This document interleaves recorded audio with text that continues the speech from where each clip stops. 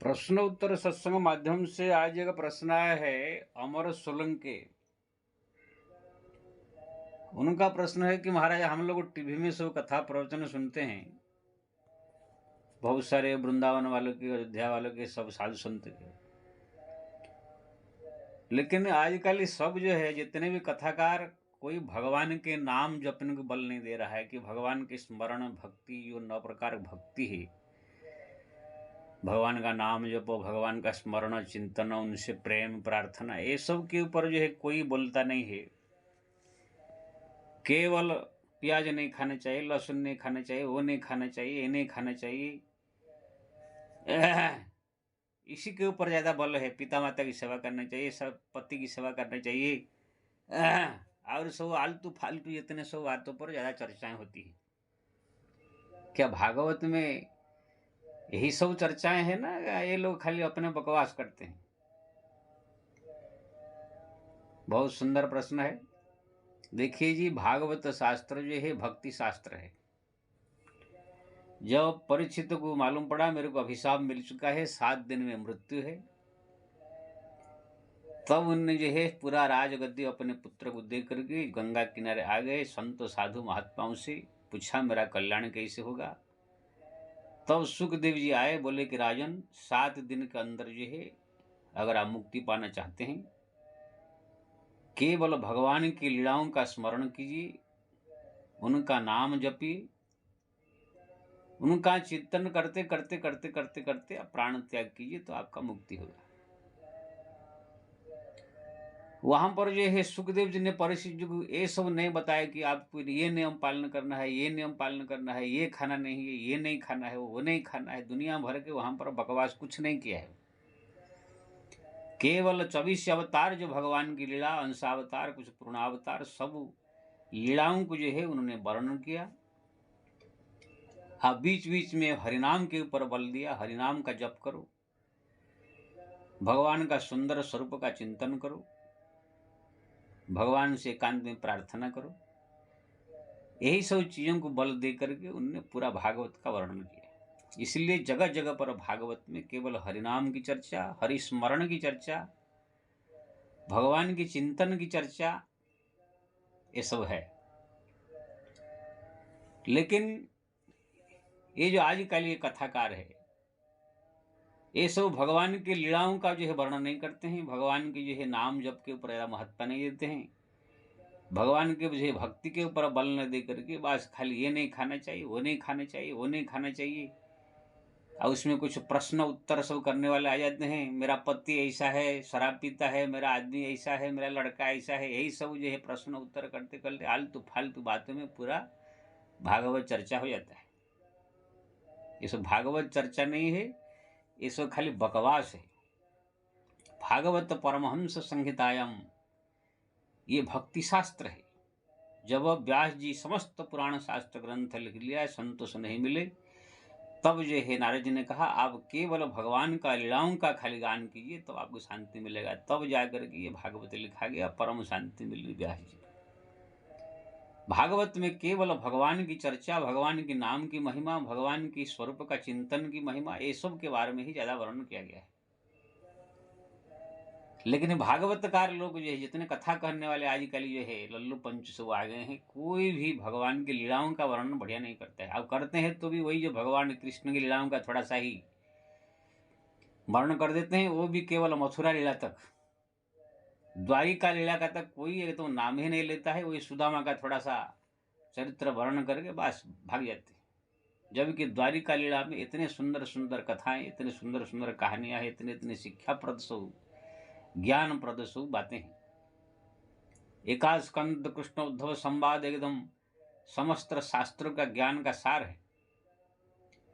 लेकिन ये सब वो सब कुछ न करके अपना रट करके जो आए हुए होते हैं, 3 घंटा वही रट के गा बजा के नचा के अपना पैसा कुछ अमाउंट 5-10 लाख डिमांड किए, वो लेकर के अपना चल देते हैं।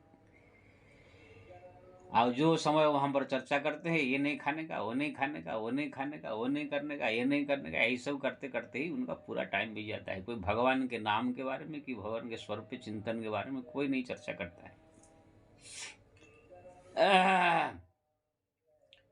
इसलिए मैं सबसे निवेदन करूंगा, ये आलतू फालतू लोगों की, अगर आप भक्ति करना है, ये आलतू फालतू सब प्रवचन सुनना बंद करके स्वयं भागवत का घर में रख करके अध्ययन करे। या तो कोई ऐसे लगे कोई यहाँ कोई संत साधु बड़ा भक्ति में ही बल देते हैं, नाम जप पर बल दे रहे हैं, उनके मुख से सुने, या तो स्वयं भागवत लाकर अपने घर में रामायण लाकर पढ़ करके उसका ज्ञान प्राप्त करे। बिना उसमें सब बढ़िया बढ़िया सब लीलाओं का भगवान का वर्णन है। ये जितने सब बकवास करने वाले आ गए हैं, छोटे छोटे बच्चे से लेकर लड़कियां से लेकर लड़के लेकर के सब पैसा कमाने की धंधा है। आजकल तो 5-5, 7 साल के लड़के लोग को भी सिखा पढ़ा करके लगे मंच पर बैठा देते हैं। कुछ लोग जो है उनको जो है जहाँ छोटा सा बच्चा प्रवचन कर रहा है, ये सब देख के लोग पब्लिक ज़्यादा आवे, जिससे कि इनकम बढ़े। ये सब धंधा खुल गया है। रंच भर ज्ञान ने बोलते से मुँह से थूकने के लिए जा रहा है, एक श्लोक ठीक बोला नहीं जा रहा है, आगे भागवत कथा कर रहे हैं। तो कहने का मतलब ये है, ये सब नियम कानून पालन जो है के बारे में ये सब खाली वर्णन करते रहते हैं। अप्रसन्न भी लोग ऐसे पूछते हैं, इससे कुछ नहीं होने वाला है। मेन चीज है भगवान का भक्ति। और ये घोर कलयुग में भगवान के नाम के अलावा अब कोई साधन भी आपका कल्याण नहीं कर सकता है। कलयुग केवल नाम आधारा, सुमिरी सुमिरी नर उतर ही पारा। कलिजुग केवल मूल मलिना, पाप पयोनिधि जन्मन मीना, नाम काम तलु कार कराला, सुमिरन सकल सकल जग जाला। तुलजा जी कहती है घोर कलिजुग में नियम कानून इस जितने सब विधि ये सब कुछ नहीं रहेगा, सब खत्म हो जाएगा। इसका इतना महत्व नहीं है, केवल हरिनाम की महत्व है।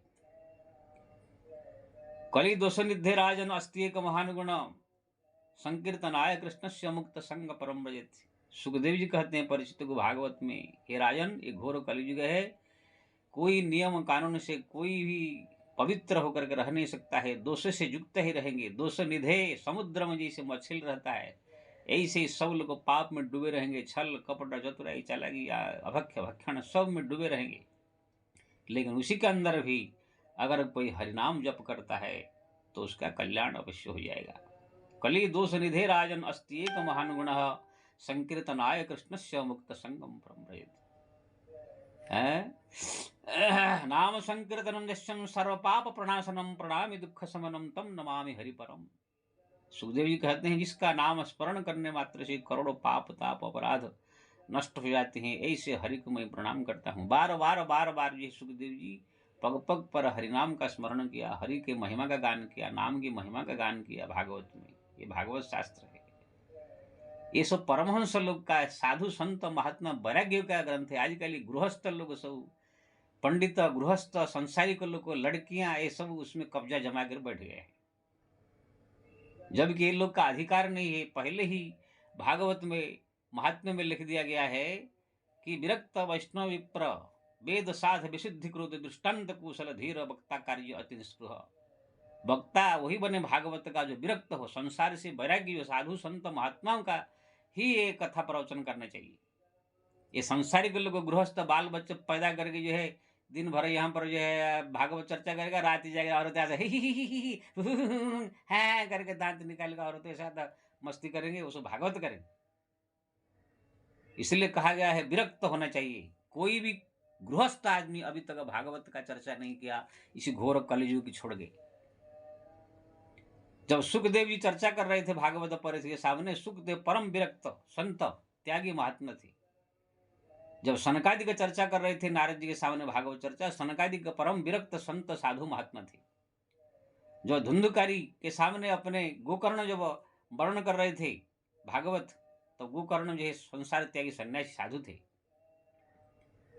कोई भी ऐसा गृहस्थ आदमी आप देखेंगे जो भागवत जब बनाया है, कोई भी गृहस्थ आदमी व्यास गद्दी पर बैठ करके भागवत चर्चा नहीं किया है। एक घोर कलयुग में ऐसा नाटक चालू हुआ है कि ना तुम खुद संसार में, गृह संसार में फंसे हुए, बाल बच्चे मोह माया में फंसे, तुम क्या भागवत चर्चा करेगा? खुद माया में फंसा हुआ आदमी। इसलिए मैं सबसे निवेदन करूंगा, खुद भागवत ला करके अपने घर में पढ़े, ज्ञान प्राप्त करे, आलतू फालतू लोग के चक्कर में मत पड़े। ये सब नियम पालने से क्या होगा?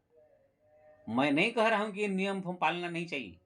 अगर तुम्हारे से हो सकता है प्याज लहसुन आपसे अगर छोड़ जा सकता है, छोड़ दिए, अच्छा है। लेकिन प्याज लहसुन छोड़ दे और नाम का पता नहीं, भगवान का भक्ति का पता नहीं, तो प्याज लहसुन छोड़ देने से क्या तुम्हारा मुक्ति हुई है? अरे प्याज लहसुन छोड़ो, साथ में भगवान का भजन करो, नाम जपो, नाम जप प्रधान है। कोई व्यक्ति कोई नियम का पालन करे, ये नहीं खाए, वो नहीं खाए, वो नहीं खाए, कोई पिता माता का सेवा करे, पति की सेवा करे, अच्छा है, इसको करना चाहिए, शास्त्रों का इसको आदेश है। लेकिन ये सब करने से क्या मुक्ति गति मिल जाएगा? हाँ, ये सब करने के साथ-साथ अगर भगवान का भजन भी करते हो, भगवान का नाम जप भी करते हो, भगवान का स्मरण भी करते हो, चिंतन भी करते हो, ठीक है। तुम भगवान का भजन नहीं, कीर्तन नहीं, पूजा नहीं, पाठ नहीं, नाम जप नहीं, खाली ये सब करने से तुम्हारा मुक्ति मिलेगा, ये सब धर्म है। पिता माता की सेवा, पति की सेवा, ये सब पतिव्रत धर्म है, पितृ धर्म है।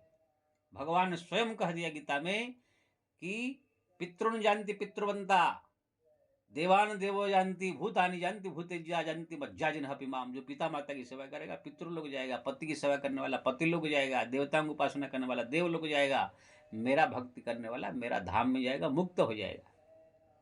भगवान का धाम ही नित्य धाम है और सब लोग नाशवान है। आ ब्रह्म भुवना लोका पुनरावर्तिन अर्जुन। किसी भी लोक में आप चले जाओ, दोबारा संसार में आना पड़ेगा। केवल जदगत माना निवर्तनते तद धाम परम मम। जहां जाने से वापिस नहीं आता है जीव, वो मेरा धाम भगवान कह रहे हैं।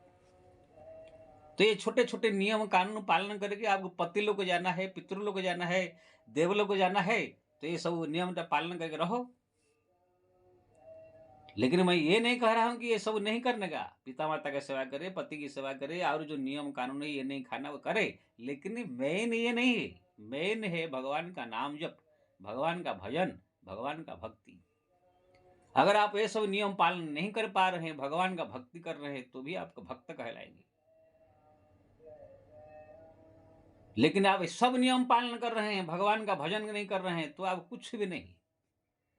जैसे कोई लड़का लड़की की शादी हो रहा है, पूरा एकदम तैयारी हो गया, 10 लाख खर्च करके, बैंड बाजा, बड़े बड़े मंच, बड़े बड़े सब हॉल, सब बुकिंग हो गया, सब हो गया, लेकिन दुल्हा दुल्हन का पता नहीं है, तो तुम्हारा सब तैयारी बेकार जाएगी नहीं।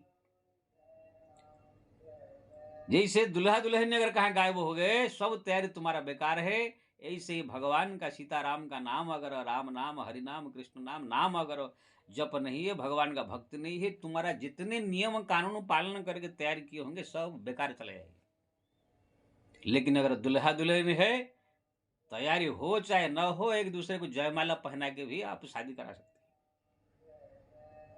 और तैयारी हो चाहे न हो। ऐसे ही अगर आपके पास भगवान का नाम जप है, भगवान का स्मरण है, चिंतन है, भक्ति है, तो और कोई नियम कानून पालन हो चाहे न हो, यही तुम्हारा कल्याण कर देगा। भगवान ने यहां तक कह दिया है, अर्जुन सर्वधर्मान परित्यज्य मामेकं शरणं व्रज। समय आने पर सब नियम धर्म सब त्याग करके मेरा भजन को बढ़ाओ, मेरा भक्ति को बढ़ाओ।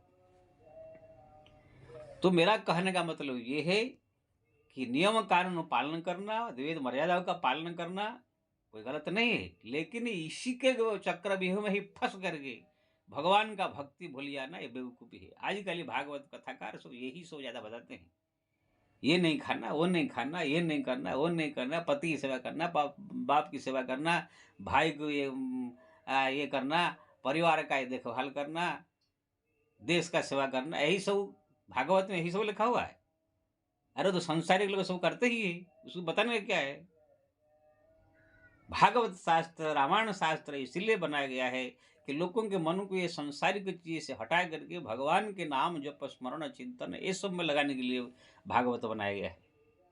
तुम इसी भागवत के अंदर भी बस जा करके पत्नी की सेवा करो, पति की सेवा करो, भाई की सेवा करो, ये नियम पालो, ये नियम पालो, देश की सेवा करो, राजा की ये करो, ऐसो करने के लिए वहां पर उसको कहा गया है। लेकिन क्या करें, वो सब नहीं कहेंगे तो कोई पैसा नहीं आएगा, दक्षिणा पसीना बढ़िया से नहीं आएगा, इसीलिए सब उसी चक्कर में है। लेकिन मैं सबसे निवेदन करूंगा, जिसको भक्ति करना है, भगवत प्राप्ति करना है, जितना हो सके अपने से नियम कानून और उसको पालन करे। लेकिन ज्यादा भक्ति में, भगवान के नाम जप में, भगवान का स्मरण में, भगवान के चिंतन में ज्यादा समय दे करके भगवान को रिझाने की कोशिश करे। ये सब नियम धर्म पालन करने से इससे ज़्यादा तुमको स्वर्ग मिलेगा, तो अगली बार जन्म में आपको अच्छा घर में जन्म मिलेगा, मुक्ति नहीं मिलेगा ऐसे उससे। कोई पतिव्रता औरतों को मुक्ति नहीं मिलता है, कोई पिता माता की सेवा करने से मुक्ति नहीं मिलता है। समय आने पर ये लोग को त्यागना ही पड़ता है। भरत जी ने माँ को त्याग दिया, प्रहलाद ने पिताजी को त्याग दिया, गोपियों ने अपना पति को त्याग करके भगवान का भक्ति किया। आज वो वंदनीय है, आदरणीय है। इसलिए मैं सबसे निवेदन करूंगा, नियम कानून जितना हो सके अपने से पालन करें, लेकिन ये गौण रहे। प्रधान जो है भगवान का भक्ति रहनी चाहिए। भक्ति अगर प्रधान है तो नियम कानून गौण है, तो जीव का कल्याण अवश्य है। अगर भगवान के भक्ति गौण कर दिया है, नियम कानून को दुनिया भर के प्रधान मान कर पालन कर दिया, तो फिर आपका पतन सब अवश्य है। जय श्री राम।